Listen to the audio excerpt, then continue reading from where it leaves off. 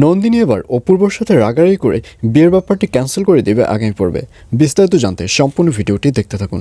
আসসালামু আলাইকুম প্রিয় দর্শক, সবার কি অবস্থা? হাজির হয়ে গেলাম দীপ্ত টিভির নিবেদিত ভালোবাসার আলো আঁধা নাটকের 230তম পর্বে কী সব ঘটতে চলছে তার অগ্রিম খবর নিয়ে। অলরাইট, এই পর্বে আপনারা দেখতে পারবেন অপূর্বকে দেখা যাবে সে সকাল সকাল নন্দিনীদের বাড়িতে চলে আসবে এবং নন্দিনীকে বলবে, আমি আজ অনেক টায়ার্ড, কারণ বিয়ের যত প্রিপারেশন রয়েছে সব কিছু আমি কমপ্লিট করে রেখেছি, আর এর জন্যই তোমাকে বলতে এসেছি যে আগামী 2-1 মধ্যে তুমিও প্রিপারেশন নেওয়া শুরু করো।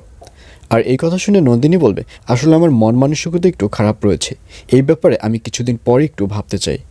আর এই কথা শুনে অপূর্ব বলবে, না কিছুদিন পর না, আজ থেকেই তোমার ভাবতে হবে।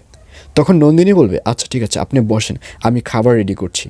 তখন অপূর্ব বলবে, না আজকে তোমার আর ঘরের খাবার রেডি করতে হবে না, আজকে আমরা বাইরে ডিনার করব। আর এই কথা শুনে নন্দিনী প্রথমে রাজি হবে না, আর ঠিক তখনই ওখানে অর্ক দৌড়ে চলে আসবে। অর্ক বলবে, আজ আমরা বাইরে ডিনার করব, আমার অনেক মজা হবে। আর এই কথা শুনে নন্দিনীও না করতে পারবে না। তখন অর্ক বলবে, মামনি তুমি বসো, আমি 2 মিনিটের মধ্যে রেডি হয়ে আসছি। এই বলে অর্ককে দেখা যাবে সে রেডি হতে যাবে, আর অন্যদিকে নন্দিনীকেও দেখা যাবে সেও আর না করতে পারবে না, এবং এক পর্যায়ে অপূর্ব নন্দিনী এবং অর্ককে নিয়ে রেস্টুরেন্টে ডিনার করতে যাবে। এবং এক কথায় দু কথায় অপূর্ব বলবে, আসলে আমি এত তাড়াতাড়ি সব কিছু গোছাতে পারিনি, আমাকে গোছানোর পিছনে একটা জিনিস হেল্প করেছে।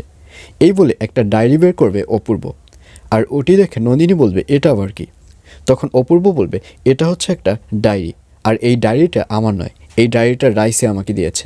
এই ডায়েরিতে তোমার এবং আমার বিয়ের যত অনুষ্ঠান রয়েছে, কি কি লাগবে কি কি লাগবে না সব কিছু সে লিখে দিয়েছে, এবং রাইসা বলেছে সে নাকি আমাদের বিয়ের প্রথম থেকে শেষ পর্যন্তই থাকবে। আর রাইসার কথা শুনে নন্দিনীকে দেখা যাবে তার মন খারাপ হয়ে যাবে, কিন্তু অপূর্ব সেটি বুঝতে পারবে না। অপূর্ব একের পর এক রাইসার প্রশংসা করতেই থাকবে। অপূর্ব বলবে, আসলে আমরা এতদিন রাইসাকে ভুল বুঝেছি। এবং এক পর্যায়ে এইসব কথা শুনে নন্দিনীকে দেখা যাবে সে ওই টেবিল থেকে উঠে বাড়ি চলে যাবে। আর অন্যদিকে অপূর্বকেও দেখা যাবে সে বুঝতে পারবে না যে আসলে ব্যাপারটি কি হয়েছে।